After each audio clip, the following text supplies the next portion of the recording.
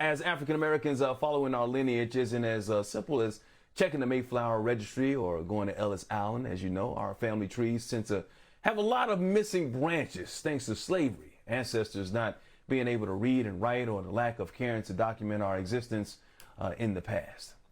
Sites like 23andMe and Ancestry.com are putting more of those answers at our fingertips, but the process can still be quite daunting and feel impossible.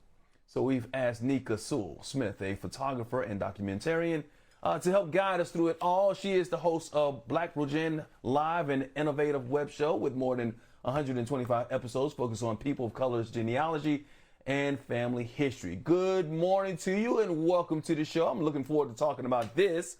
Exciting because it is important for us to know our past for many reasons as African Americans. But what are the challenges that people face when attempting to research their heritage? Well, number one is we may not have the elders alive to ask the questions that we want to get answers to. A lot of people may just want to know names. They may want to know locations. And sometimes when that information filters down to more currently living generations, we just have a state. We don't even have a county or a parish anymore. And so one of the challenges is not having any elders alive. Beyond that, it's the Great Migration. Now, granted, that created a lot of incredible opportunities, for me and for you, I would imagine. But what happened as a result of that is people's home location, home base, moved from where they, migrated from to that new location, to that new spot. And so instead of it being, Wilkinson County, Mississippi, or Woodville, Mississippi, it's now Chicago. And so people have no concept for the South, and a lot of times those of us that are products of the Great Migration, we don't even know where to start. We're kind of like, basically getting in a car without a map. And so those two things are probably the biggest challenges. It's not so much that we're not in records. It's more that we don't know where to look and we don't know where to start. My mom did our family tree about 7 or 8 years ago, but once again, like you said, she had some of the elders. She had some people to talk to that help her out, and she just knew our family history. She did a great job with that. But, like you said, because of the migration, and Big Mama might not be around, Big Daddy might not be around for you to talk to. So where do we start if we don't have these resources at our disposal? Right. So if you don't have an elder and you're not sure where to look, the first place I always tell people to look is in their house. Think about the funeral maven in your own family. That was my grandmother. She went to everybody's service. I promise it felt like she went to people's funerals that she didn't even know. And she would always send us programs, or the program as the elders call it, right? And people make deliberate decisions. People make deliberate decisions with those programs, right? Who the pallbearers are, who's going to sing, what's the scripture that's going to be read, and they confess the hope in Christ at an early age. You're going to get all of those things, but it's chock full of genealogical information. There are so many little documents and pictures and things like that hiding around our own houses that we don't even think and have the information that we would need for our genealogy search. And then we also may overlook the fact that, again, like you just mentioned with your mom, she did have the conversations with the elders. So call her, call an aunt. If you have a play auntie or maybe someone that grew up in the same area as one of your parents or even was around your grandparents, call them and ask them questions, around, well, do you know where they said they came from? Do you know, anything about their parents or any other relatives that may have come to visit, or maybe they went to go and visit them? And then from there, that's where the records take the lead. Once we gather stuff from the home repository, what even we may remember, and I think even with our memories, sometimes we don't know people's actual names. We have, nicknames, and we're like, well, what was his name or what was her name? Right. And so that's a challenge too, because when you get to the draft card, you're like, his name was John. I didn't know Junebug's name was John. But that happens a lot as well. That does too. So yeah, start with yourself, start with your home, call your relatives, all that. I love that you called it a program, not a program, a program. And in the funeral program, Uncle Johnny's, all his children better be mentioned, or there's going to be some trouble at the funeral, if you know what I mean. Right. All his children, or that child, or her baby mom. Let me stop right now. What's the research while Black phenomena? That's important too. They matter because they need to know their history as well. But what's the research in Wild Black phenomenon you're discussing on your web show?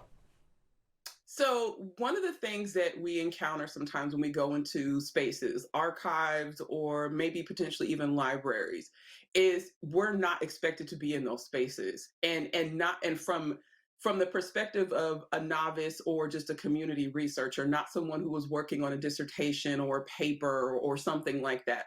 And so people sometimes don't know how to receive us in those places. They're just kind of like, well, this is interesting that you're here. And so sometimes you can encounter some challenges in those places, where maybe people might be hovering around you, or maybe we've all been in that scenario where we've been an environment that considers us unfamiliar. And I always implore Hmm. people, number one, when you're in these locations, especially ones that are public, our tax dollars are paying for the recording of all of those things. You have a right to be there. You have a right to access those documents. Unless there's something with regard to a law or something that has privacy restrictions, you are allowed to be in those spaces. You're allowed to ask questions. You're allowed to access those documents. Hmm. And the more often all of us are in those places, it becomes familiarized for us to be there. Yeah, know your rights, once again, it is important for us to know our history for medical reasons and also a sense of pride because when you look back sometimes, you'll realize that maybe you came from royalty, maybe you came from somebody that was a very important person, and it gives you a sense of pride knowing that that is part of your lineage right there.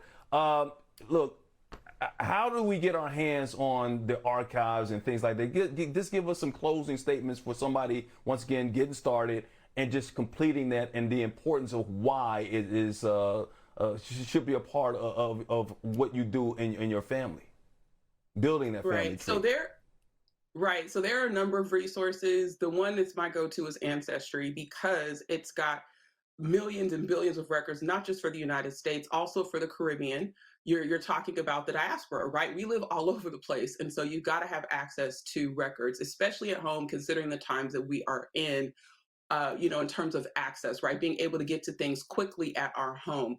And so you're looking for things like the census, you're looking for draft cards, like I talked about, for different wars like World War One, World War II, marriage licenses, birth indexes, death certificates, even things like the Freedmen's Bureau, which is a crucial record Mm. set for trying to trace ancestors while they were formerly enslaved and right the period right thereafter, the very beginnings of Reconstruction.